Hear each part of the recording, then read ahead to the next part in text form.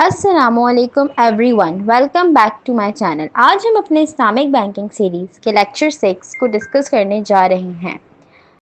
آج کے اس لیکچر میں ہم بات کریں گے architecture of Islamic financial system کے بارے میں۔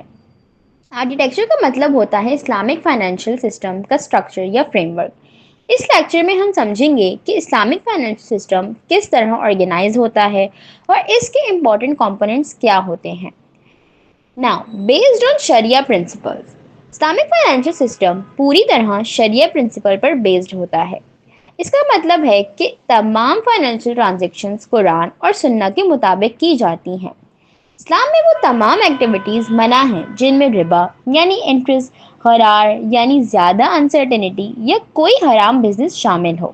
اسی لیے اسلامک فائنانس کا مقصد ایک حلال اور ایتھیکل اکنامک سسٹم اسٹیبلش کرنا ہے۔ اسلامک بینکس کور انسٹیٹیوشنز۔ اسلامک فائنینشیل سسٹم میں اسلامک بینک سب سے امپورٹنٹ انسٹیٹیوشن ہوتے ہیں۔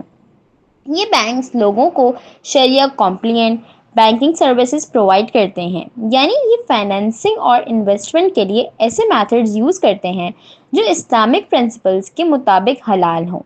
اس طرح اسلامک بینکس اکانومی میں حلال فائنینشیل ایکٹیویٹیز کو پروموٹ کرتے ہیں۔ شریعہ سپروائزری بورڈ۔ ہر اسلامک فائنینشیل سسٹم میں ایک شریعہ سپروائزری بورڈ ہوتا ہے۔ اس بورڈ میں عام طور پر اسلامک اسکالرز اور شریعہ ایکسپرٹس شامل ہوتے ہیں۔ ان کا کام ہوتا ہے کہ وہ بینک کے فائنینشیل پروڈکٹس اور ٹرانزیکشنز کو ریویو کریں اور یہ انشور کریں کہ تمام ایکٹیویٹیز شریعہ رولز کے مطابق ہوں اور کوئی حرام ایلیمنٹ شامل نہ ہو۔ Islamic financial institutions. Islamic financial system صرف بینکس تک لمیٹڈ نہیں ہوتا، اس میں مختلف انسٹیٹیوشنز شامل ہوتے ہیں، جیسے اسلامک بینکس جو بینکنگ سروسز پرووائڈ کرتے ہیں، تکافل کمپنیز جو اسلامک انشورنس سسٹم پرووائڈ کرتی ہیں، اسلامک انویسٹمنٹ کمپنیز جو شریعہ کمپلائنٹ انویسٹمنٹس تک کرتی ہیں، اور سکوک انسٹیٹیوشنز جو اسلامک بانڈز یا ایسٹ بیسڈ سیکیورٹیز ایشو کرتے ہیں۔ یہ تمام انسٹیٹیوشنز مل کر اسلامک فائنینشیل سسٹم کو اسٹرانگ بناتے ہیں۔ اسلامک فائنانس کا ایک امپورٹنٹ پرنسپل یہ ہے کہ فائنینسنگ ریئل ایسٹ پر بیسڈ ہوتی ہے۔ اسلام میں صرف پیسے سے پیسہ کمانا یعنی انٹرسٹ بیس سسٹم الاؤڈ نہیں ہے۔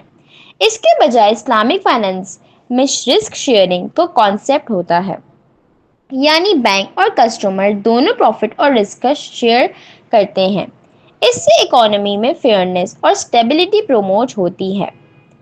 تو آخر میں ہم یہ کہہ سکتے ہیں کہ اسلامک فائنینشیل سسٹم شریعہ پرنسپل پر بیسڈ ایک ایتھیکل فائنینسنگ سسٹم ہے، اور یہ سسٹم ایسٹ بیسڈ فائنینسنگ اور رسک شیئرنگ پر بیسڈ ہوتا ہے جو ایک فیئر اور اسٹیبل اکانومی کو پروموٹ کرتا ہے۔